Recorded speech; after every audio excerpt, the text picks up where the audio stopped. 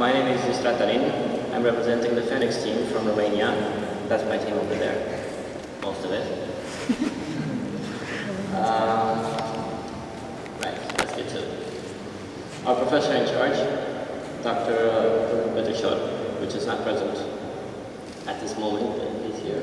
I'll call it Mr. Kamil and the other team members, including myself.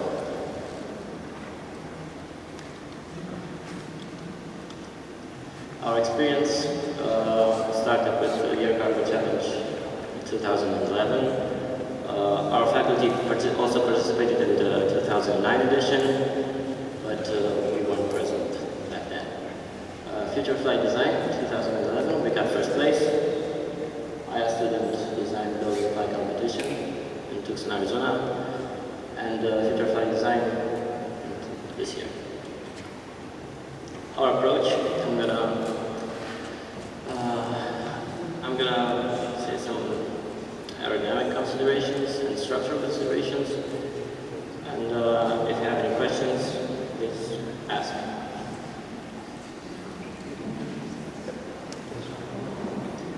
These are a few characteristics of our final aircraft. Wingspan 5.8 meters, magnitude 3.1, airfoil setting 0.223. Root chord is 0.5 meters, and the medium aerodynamic chord, is about 0.3 meters. Aspect ratio 15.7, empty weight 3.5 kilograms. We exceeded that by 200 or 300 grams. Maximum takeoff weight, theoretically 17.3 kilograms. Takeoff distance less than 60 meters. These are the competition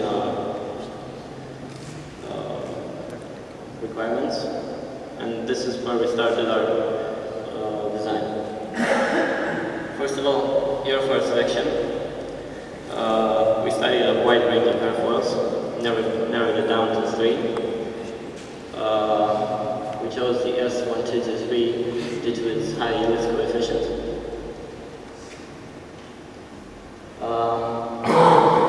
The aerodynamic characteristics of the airplane were calculated in MATCAD.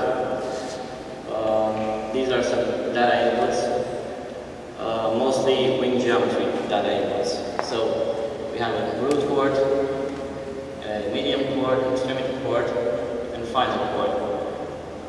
Basically, the wing is made out of 7 wing parts, and I'll always show these chords later, which the wing section length is 0.98, is derived directly from boxing specification. It has to fit a round box.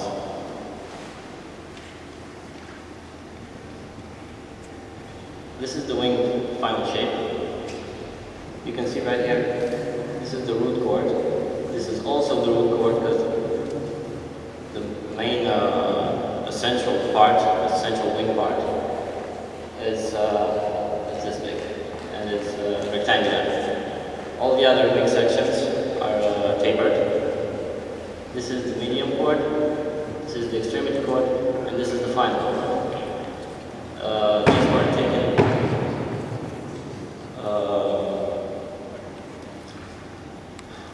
they were taken so that the wing could fit best in the box, and that we could obtain the maximum aspect ratio and the maximum wing surface. You can see down here, sorry.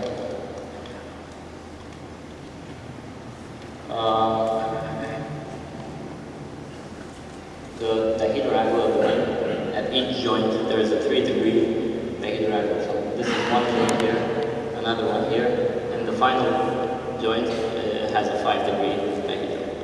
This is for lateral stability, since it has no ailerons at all.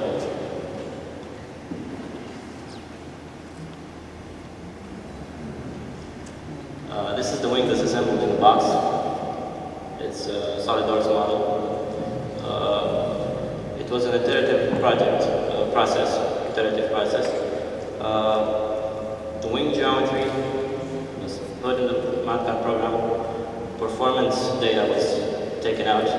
like takeoff distance, takeoff speed, and obviously for different payloads. And we try to maximize the payload by modifying those geometric characteristics. For each modification, we had to build a model and make sure the model fit in the box. This is a rough model, obviously. Fuselage and tail configuration is a classic configuration. It makes for a light solution. Horizontal tail, both horizontal and vertical tails, were calculated using tail volume coefficient method. The arm length, the distance between the wing and the horizontal tail, is 1.8 meters. That is also so that the tail could be disassembled into two distinct parts and could still fit in the box. The vertical tail, the vertical stabilizer is all balsa plated.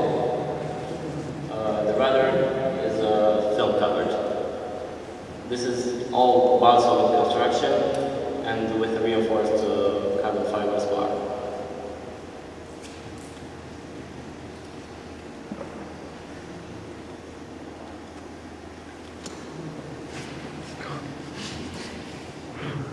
Come on, you can. That's it. Okay. The horizontal tail is a whole moving horizontal tail.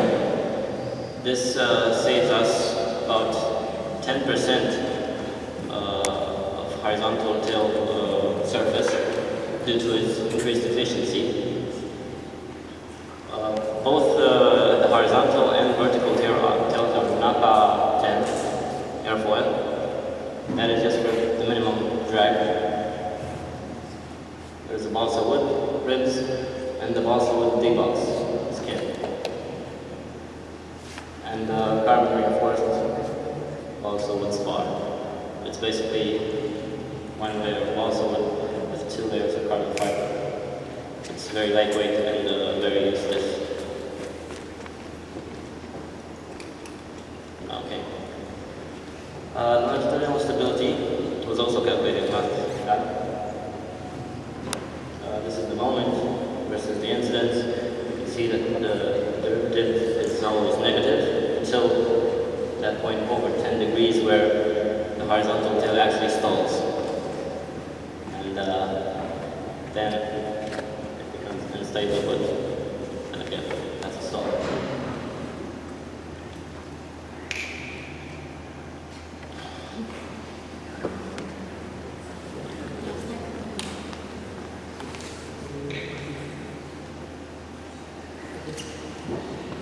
The MTH estimation was made using structure volume coefficients, basically measuring different structures that we used in the previous competitions, such as the wing. We could get from the wing area to wing weight, and also ME is massive equipment, so engine, propeller, batteries, all the electronics at 1 kilogram. The same thing for the horizontal and vertical tail. And for the fuselage, as length units. That gives us an empty weight of 3.789 kilograms. We actually, well, this is a rough and preliminary weight estimation. The final weight estimation was a result of a SolidWorks model. Next, please. Thank you. Propeller assessment. We actually tried out different bunch of propellers. The best ones are those marked with the red, with the green dot on the right. That's about 13 by 6.5 and 13 by 7. And also, that's been a problem because it's not present here. Our third propeller is 14.7.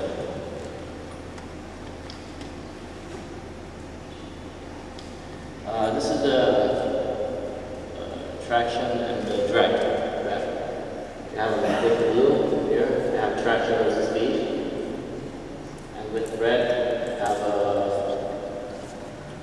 drag versus speed. Right here, this jump represents the ground lift off. There's a high increase in drag due to the increase of induced drag when obtaining the takeoff incidence.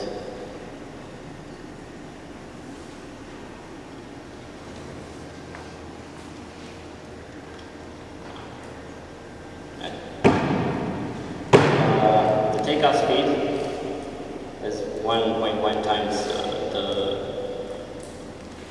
stall speed, which is 8.8. This is at 13 kilogram payload, theoretically.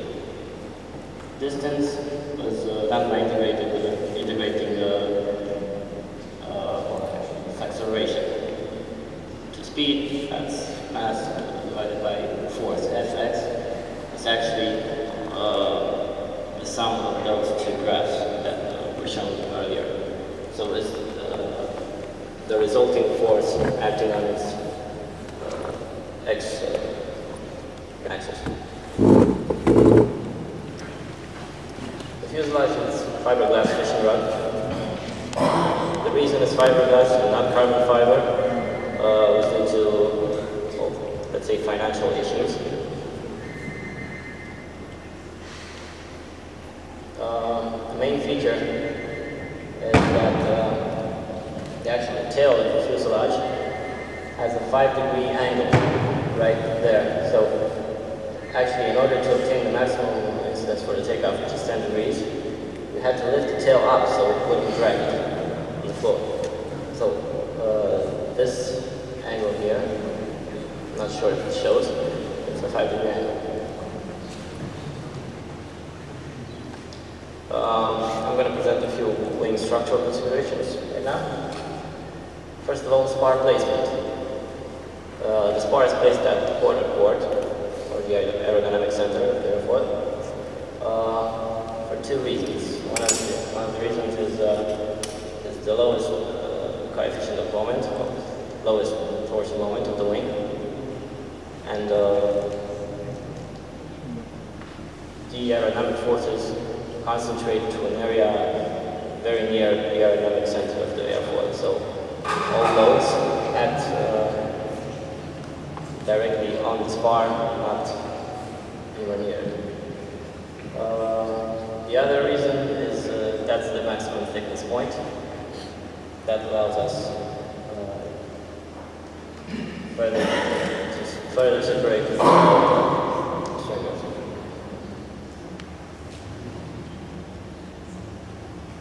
The spar is actually made from balsa wood. It's a vertical grain. Unidirectional carbon fiber flangers. These are the flangers right here. You can see the top one is thicker than the bottom one. The top one has to withstand a tensile, actually a compressive strength of 700.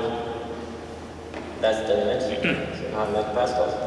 And the bottom one can actually support near 2,000 pascals, tensile carbon fiber. The outer skin is carbon fiber bidirectional 45-degree plate, and that serves for both flanger stability and just a little bit of torsion, rigidity. These are the loads. This is the moment diagram. This is the half span right here, 2.9. You can see the static test, which is competition in poses, and the red line is actually an in-flight stress at 2 Gs. But we decided we weren't going to exceed 2 Gs in flight, so we took as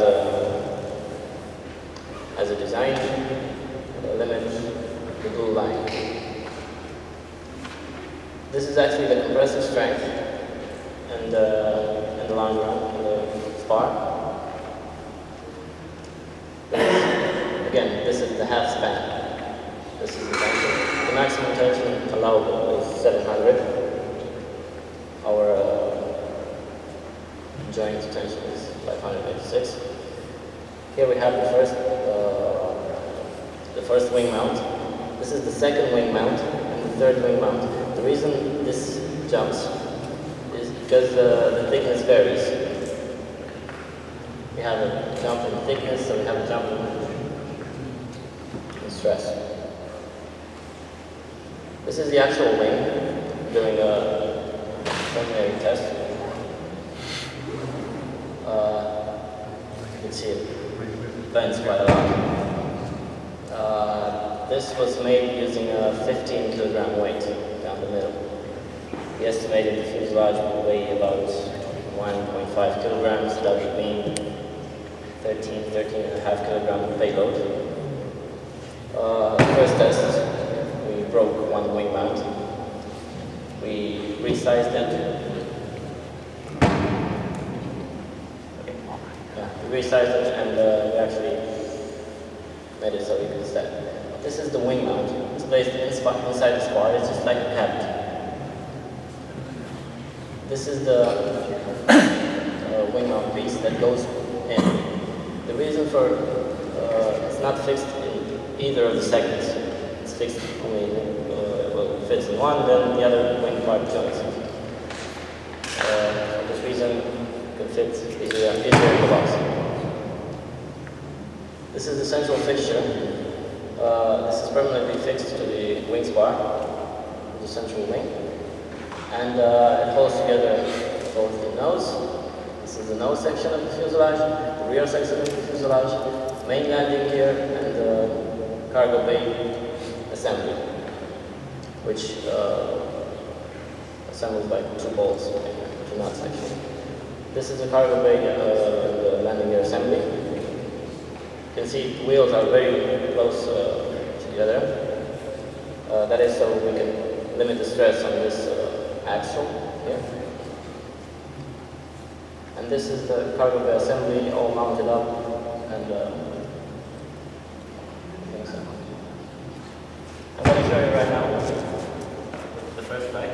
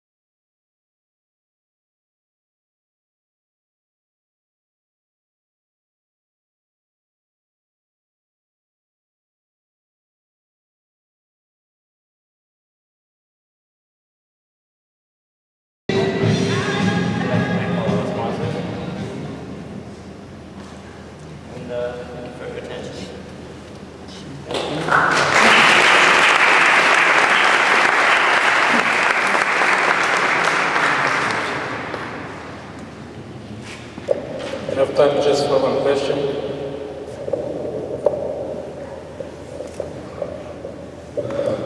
You have a problem during the flight because you have a very long tail.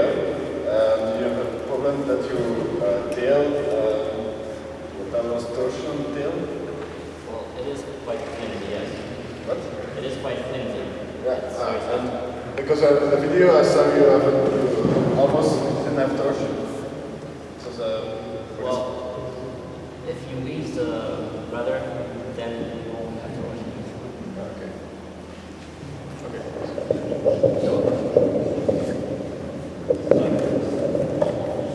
Okay, thank you very much.